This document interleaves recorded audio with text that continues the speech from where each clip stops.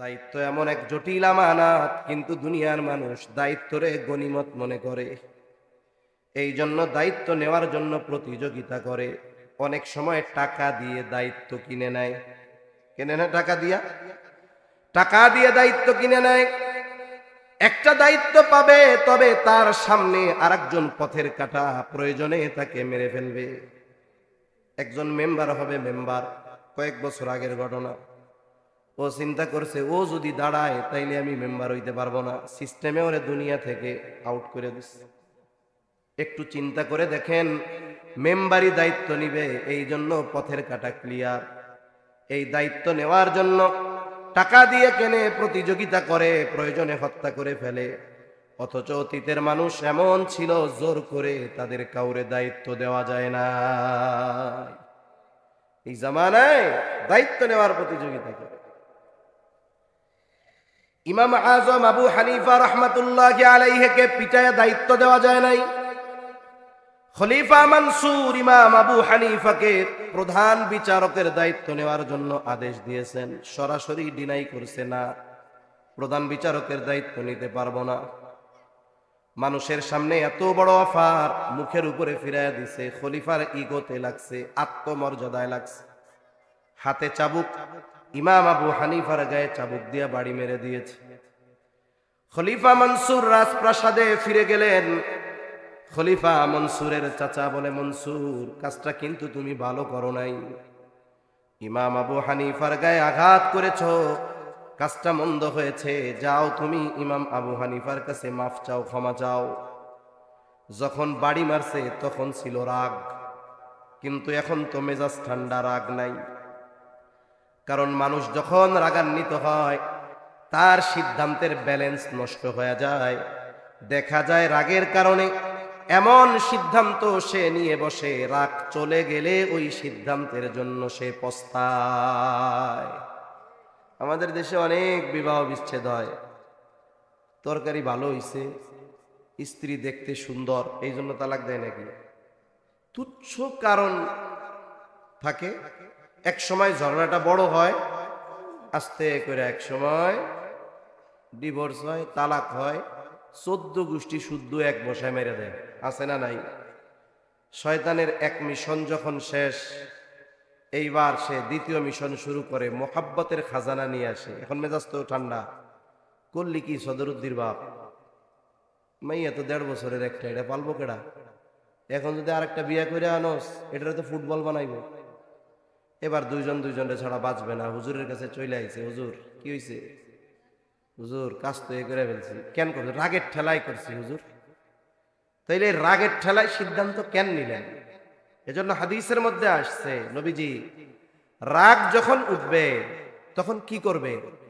তখন সে দাঁড়ানো থাকলে বসে পড়বে, ওই স্থান পরিবর্তন করবে, ওযু করবে, নামাজে দাঁড়ায় যাবে।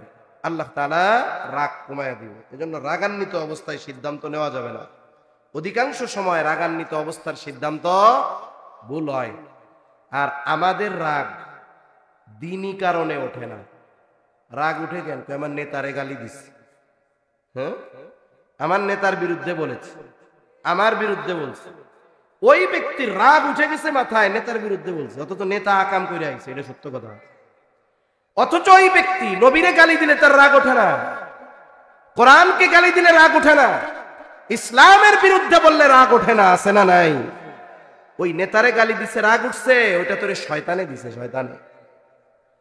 আর ইসলামের দুশ্মনের বিরুদ্ধে রাগ উঠছে, এই রাগ শয়তান রক্তে এসে উঠায় নাই, এটা তার ঈমানের কারণে উঠেছে, ঠিক কিনা বলেন? কিন্তু ঈমানের জন্য, দ্বীনের জন্য আমাদের রাগ ওঠে না। রাগ উঠে কেন? দুনিয়াবি কারণে। ওই সময় যখন রাগ ছিল, চাবুক দিয়া বাড়ি মারছে, এখন তো রাগ নাই। ক্ষমা চাইতে যাইতে তার লজ্জা লাগতেছে, অথচ বাড়ি মারতে লজ্জা লাগে নাই। কেন? বলে তখন তো ছিল রাগ, মেজাজ গরম ছিল, হট ছিল। এখন মেজাজ ঠান্ডা, এই জন্য ক্ষমা চাইতে যাবে, ভালো কাজ, এটাও তার কাছে লজ্জা লাগে। খলিফা মনসুর তার বিশ্বস্ত একজন লোককে পাঠায় দিছে, যাও আমার পক্ষ থেকে ইমাম আবু হানিফার কাছে ক্ষমা চাইবা।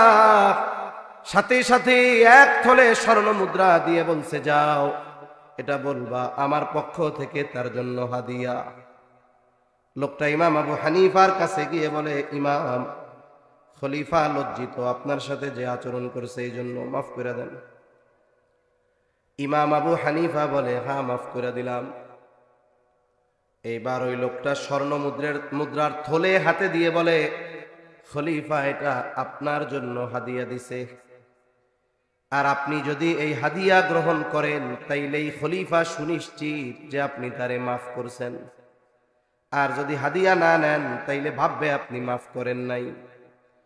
ইমাম আবু হানিফা এটা ফিরাইয়া দিলেন। ওই লোকটা বারবার পিড়াপিড়ি করতেছে আর বলে, ইমাম আপনি এটা রাখেন, নিজের জন্য ব্যয় না করেন, আপনি এটা সদকা করে দিয়েন। ইমাম আবু হানিফা বলে, তোমার খলিফা আমারে এত হাদিয়া দিল, এত স্বর্ণ মুদ্রা উনি পাইলেন কই? এটা কি ওনার ব্যক্তিগত সম্পদ নাকি? লোকটা এবার জবাব দেয়, উনি ব্যক্তিগত এত সম্পদ কোথায় পাবেন? এটা উনি আপনাকে রাষ্ট্রীয় কোষাগার থেকে দিয়েছে। রাষ্ট্রের যেই ধনভাণ্ডার, কোটিপতির যেমন হক, একজন মুচি তারও হক আছে না নাই? যদি 1 টাকা রাষ্ট্রীয় কোষাগারে থাকে, ওই 1 টাকার হক আছে এই দেশের 18 কোটি মানুষের। আর রাষ্ট্রীয় সম্পদ রাষ্ট্রপ্রধান বা যাকে দায়িত্ব দেওয়া হয় যেমন খুশি তেমন মন চাইলেই ব্যয় করবে, এই কাজের জন্য দেওয়া হয় না, বরং এই রাষ্ট্রের সম্পদগুলোকে যথাযথভাবে যথাস্থানে কাজে লাগানোর জন্য দায়িত্ব দেওয়া হয়।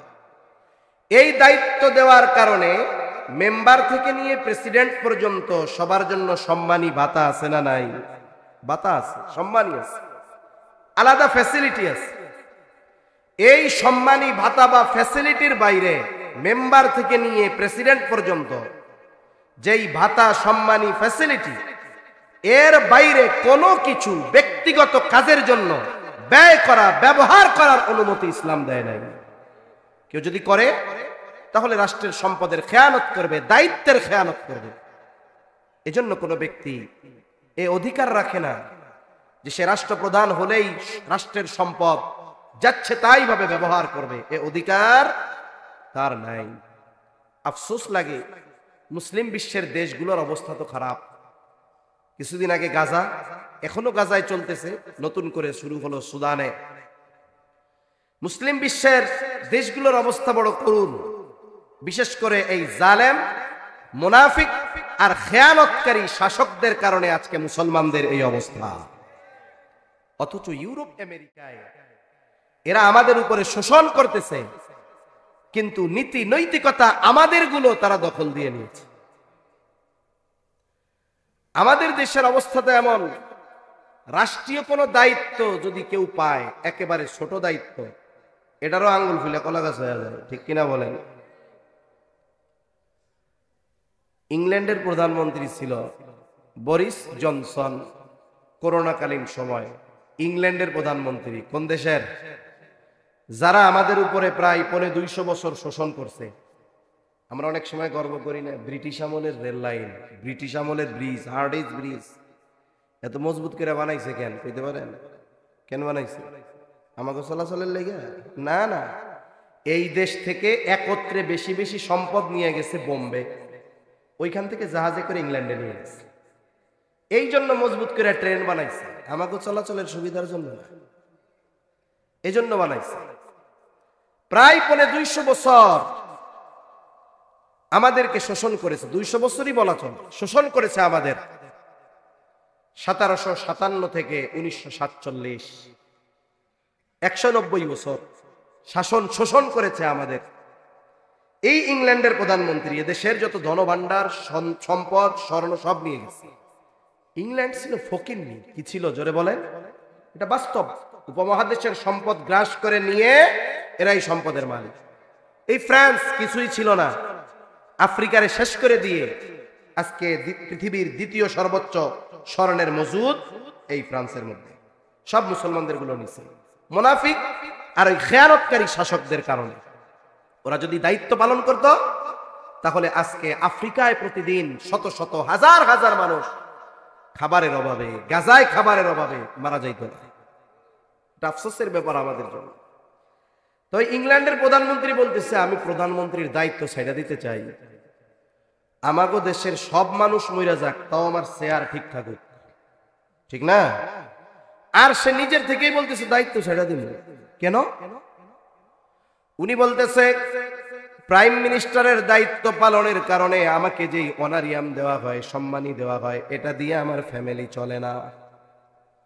আমি ব্যবসায়ী মানুষ, প্রধানমন্ত্রীর দায়িত্ব পালন করতে গিয়া আমি আমার ব্যবসায় সময় দিতে পারি না, ব্যবসায় লস, এদিকে যা দেন তাতে সংসার চলে না। আমি এই খবরটা পত্রিকায় পড়ছি, তখন আমি মনে মনে একটা কথা কইছি, আরে তোর কপাল পোড়া, কেন তুই ইংল্যান্ডে জন্ম নিলি? এক কাম কর, বাংলাদেশে আয়, নাগরিকত্ব নিয়ে কোনো মতে মেম্বার হ।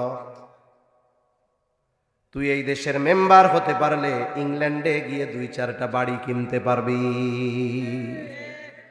বাংলাদেশের এক এমপির 500-র উপরে বাড়ি ইংল্যান্ডে। আল্লাহু আকবার, চিন্তা করেন তো, 500-র উপরে বাড়ি। এটা হলো একজন MP, member of parliament, say minister নয়। তাইলে মিনিস্টার যারা, এরা কি করছে?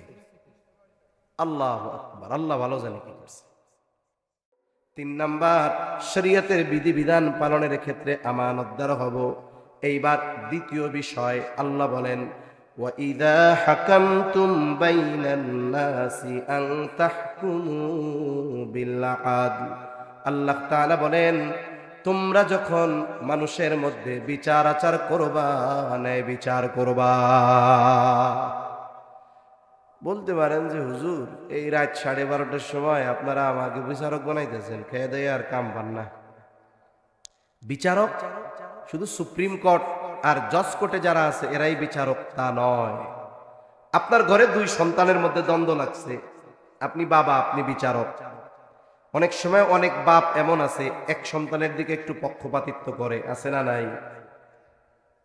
এই ধরনের কোনো কাজ করা যাবে না। বাজারে 2 ভাইয়ের মধ্যে দ্বন্দ্ব লাগছে, আপনারে বলল যে একটু মীমাংসা করে দেন, আপনি বিচারক। অনেক সময় বিচারের সুযোগ পেয়ে কি করি, আমার সাথে যার একটু রেশারেশি আছে ওরে ঠগায় দেই, ওর বিরুদ্ধে ওরে সিস্টেম করে দিব, অসুবিধা নেই, আছে না নাই? অথচ বিদ্বেষ থাকুক আর শত্রুতা থাকুক, যদি বিচারের জন্য আসে, ন্যায় বিচার করার আদেশ দিছেন কে? অল্প সময়, কথা শেষ।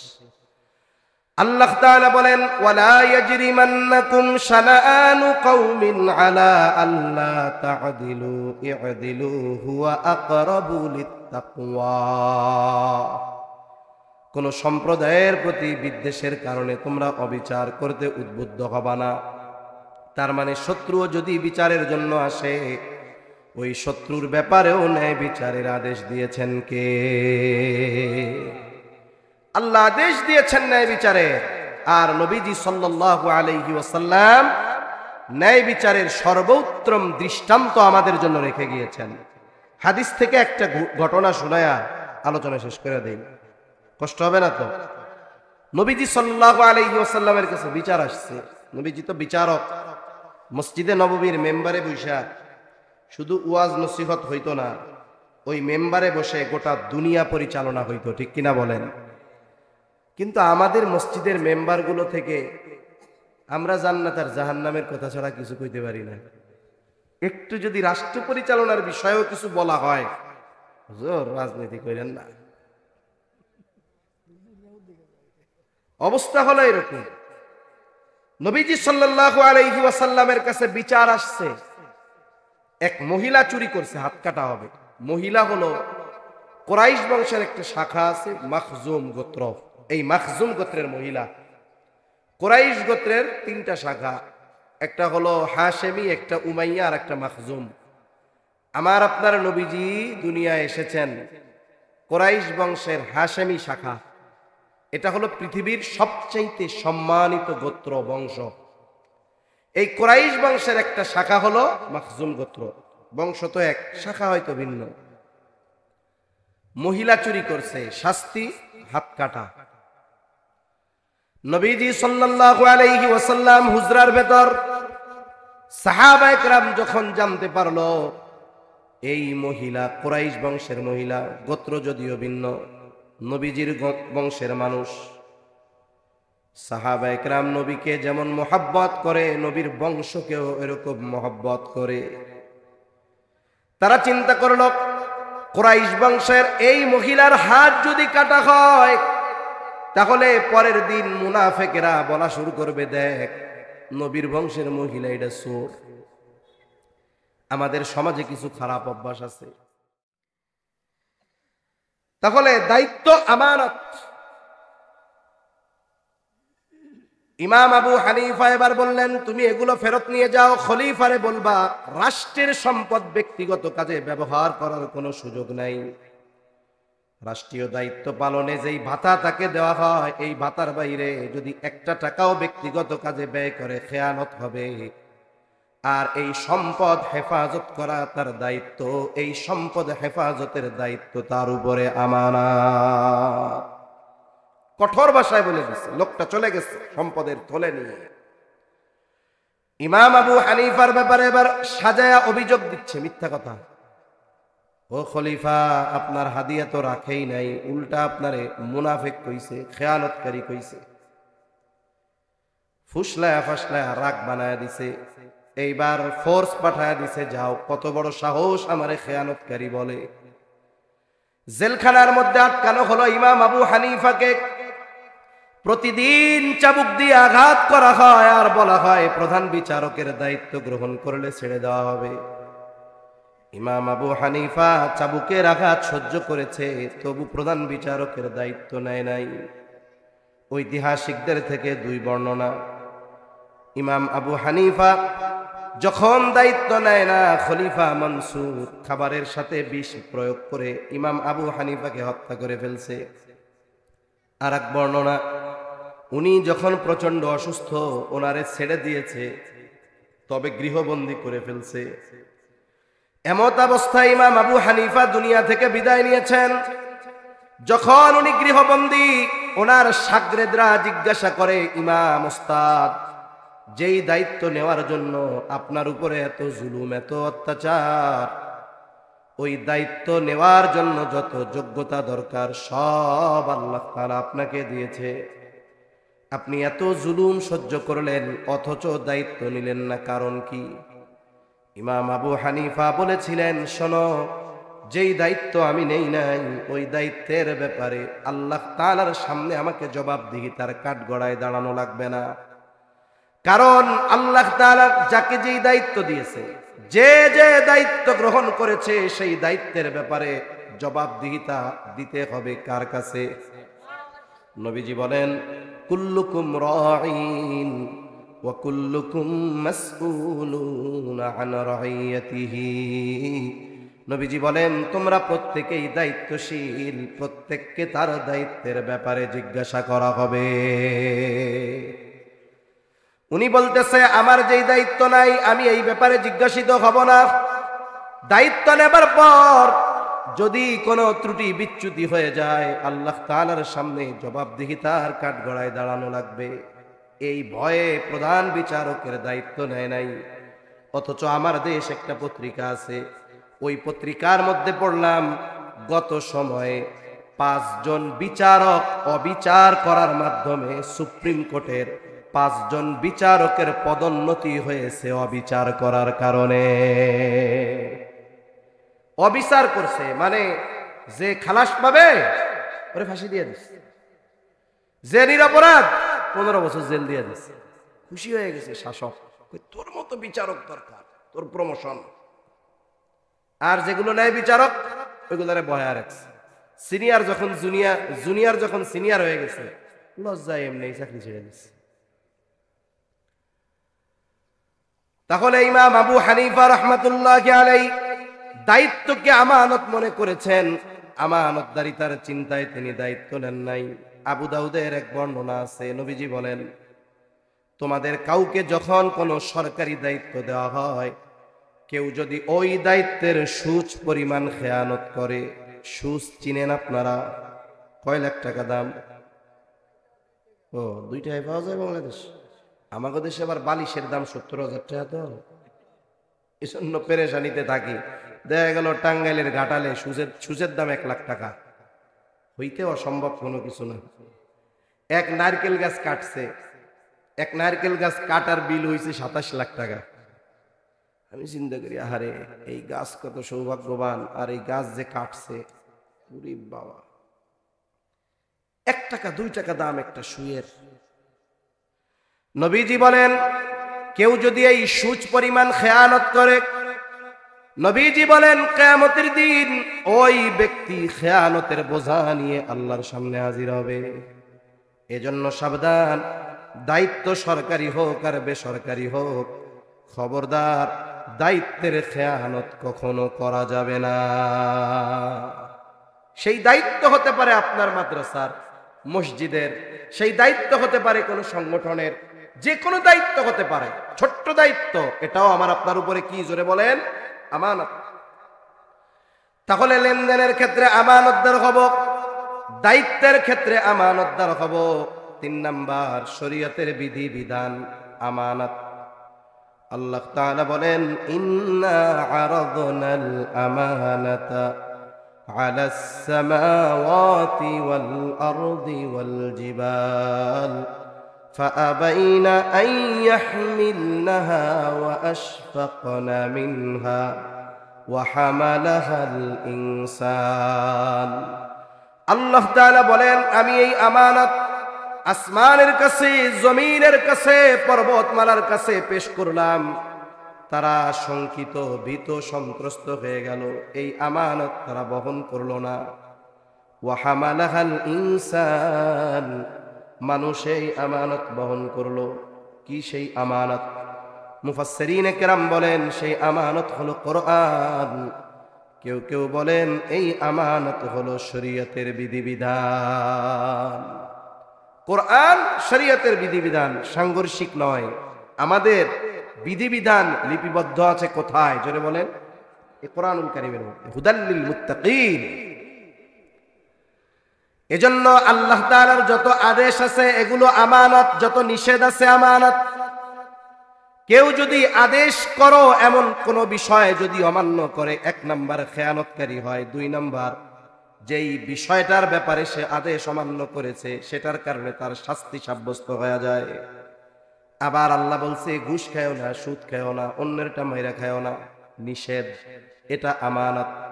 এখন কেউ যদি এই অন্যায়গুলো নিষেধ অমান্য করে 1 নাম্বার, এই নিষেধ ছিল আমানত, অমান্য করার কারণে প্রথমে খেয়ানত হলো, এরপরে নিষেধ অমান্য করে যেই পাপটা করেছে ওই পাপের শাস্তি তার জন্য লিপিবদ্ধ হয়ে যায়। 3টা জানছি, কয়টা জোরে বলেন? লেনদেনে আমানতদার হব, দায়িত্বের ক্ষেত্রে আমানতদার হব, শরীয়তের বিধিবিধান পালনের ক্ষেত্রে আমানতদার হব ইনশাআল্লাহ বলেন। তাহলে 1 নাম্বার আদেশ, আল্লাহ তাআলা বলেন ইন্না আরাদনাল আমানাতা আলাস সামাওয়াতি ওয়াল আরদি ওয়াল জিবাল। আল্লাহ তাআলা 3 নম্বরে জানা, এই আয়াতে আল্লাহ জানায়া দিলেন শরীয়তের বিধিবিধান আমাদের উপরে আমানত। তাহলে আল্লাহ তাআলার নির্দেশ ছিল 2টা ওয়াজ, ইন্নাল্লাহা ইয়া'মুরুকুম আন তুআদ্দুল আমানাতি ইলা আহলিহা, যে তোমরা আমানত তার হকদারের কাছে ফিরায় দাও। উদ্দেশ্য হলো আমানতদার হও। কোন কোন ক্ষেত্রে হব? 3টা বিষয় মাত্র বলছি, অনেকগুলো বিষয় আছে।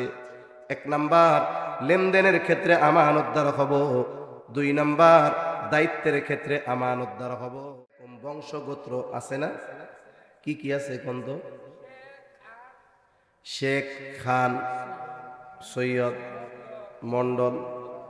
আচ্ছা, মনে করেন বোঝানোর জন্য, মন্ডল গোত্রের একটা ছেলে চুরি করছে। বলেন তো এই চুরির দায় শুধু ওই ছেলের না গোটা গোত্রের? কেন কেলাই কেন?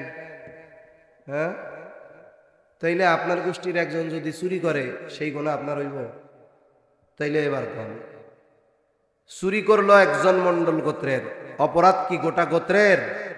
কার? শুধু ব্যক্তির, যিনি করছে তার। কিন্তু ওই সময় মুনাফিকদের অভ্যাস কি ছিল? আমাদেরও সেই অভ্যাসটা আছে। পরের দিন সকালবেলায় যখন মণ্ডল গোত্রের অন্য কোন লোক বাজারে যাবে, চাই চুমুক দিয়া কবে, দেখ ওই যে চোরের গোষ্ঠীর লোক আইতেছে, আছে না নাই? তাহলে অপরাধ করেছে যে আপনি কেন গোটা গোত্রের উপরে দোষ চাপাবেন?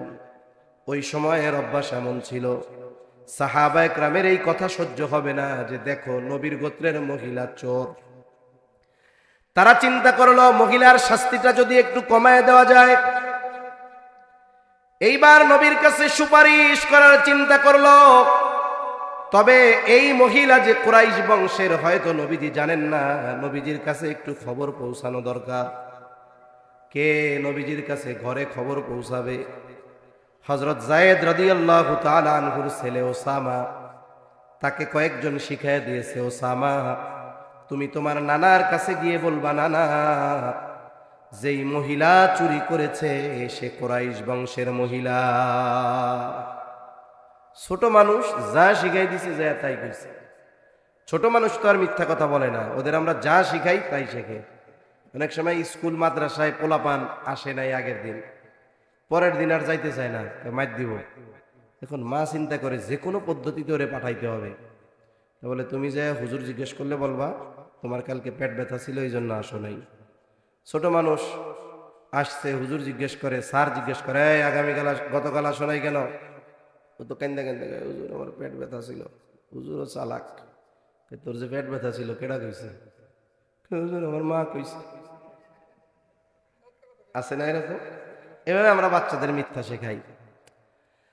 ওসামা গিয়ে বলছে, নানা যেই মহিলা চুরি করেছে কুরাইশ বংশের মহিলা।